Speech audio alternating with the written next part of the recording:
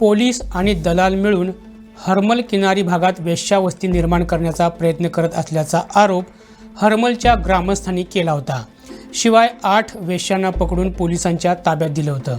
ग्रामस्थांच्या या आक्रमक भूमिकेनंतर पोलीस दलानं हवालदार राजेश शिरगावकर आणि कॉन्स्टेबल सर्वेश मांद्रेकर यांची जिल्हा राखीव दलात बदली केली होती। पण 24 तासांच्या आत पुन्हा दोघांची बदली त्याच पोलीस स्थानकात केल्यानं ग्रामस्थ अचंबित झालेत। पोलीस अधीक्षकाने बिनतारी संदेश जारी करून त्यांना पुन्हा मांद्रे पोलीस स्थानकात सेवा बजावण्यासाठी पाठवले। नेमकं काय घडलं पाहूया सविस्तर वृत्तांत। हर्मल किनाऱ्यावर स्पा आणि मसाज पार्लर थाटून वेश्या व्यवसायाचे धंदे चालू होते। यामुळे गावात राहणाऱ्या महिलांना सुरक्षितपणे बाहेर फिरणं कठीण बनलं होतं। याच संतापातून ग्रामस्थांनी गेल्या आठवड्यापासून आक्रमक पवित्रा घेतला होता।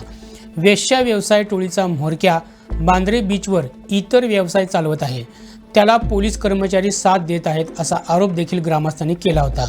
आठवडाभर पोलिसांना इशारा देऊन देखील काहीच कारवाई होत नसल्याचं बघून शेवटी ग्रामस्थांनीच 8 वेश्यांना पकडून पोलिसांच्या स्वाधीन केलं होतं। ग्रामस्थांनी स्वतःच मोहीम उघडल्यानंतर खडबडून जाग्या झालेल्या पोलीस यंत्रणेनं सलग 48 तास मोहीम राबवून तब्बल 13 तरुणींसह 2 दलालांना ताब्यात घेतलं होतं।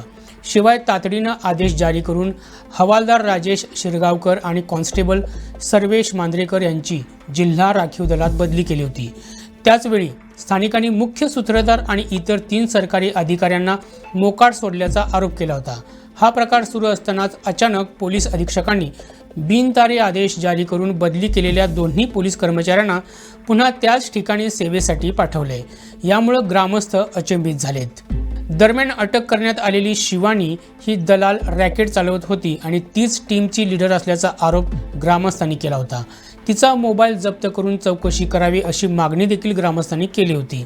मात्र पोलिसांनी तो मोबाईल जप्त केला नाही, कारण या मोबाईलमधून काही मोठी नावं समोर येण्याची शक्यता असल्याचा संशय ग्रामस्थांनी व्यक्त केला आहे।